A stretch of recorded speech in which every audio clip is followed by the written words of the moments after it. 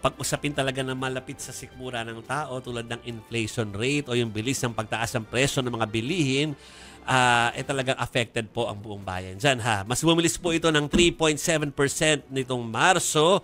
Ito ay dahil daw sa pagmamahal ng mga food and non-alcoholic beverages. As kasabay po niyan, 71% ng mga Pinoy hindi daw satisfied sa pag-handle ng Marcos administration sa inflation.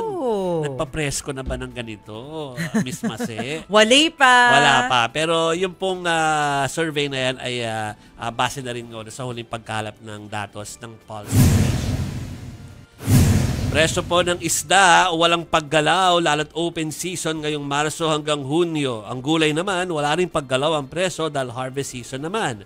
Pero gaya ng nauna ng sinabi ng Department of Agriculture, wala pa rin nakikitang pagbaba sa halaga ng bigas sa mga susunod na araw. So same pa rin po ang presyo ng, generally, ng mga bilihin.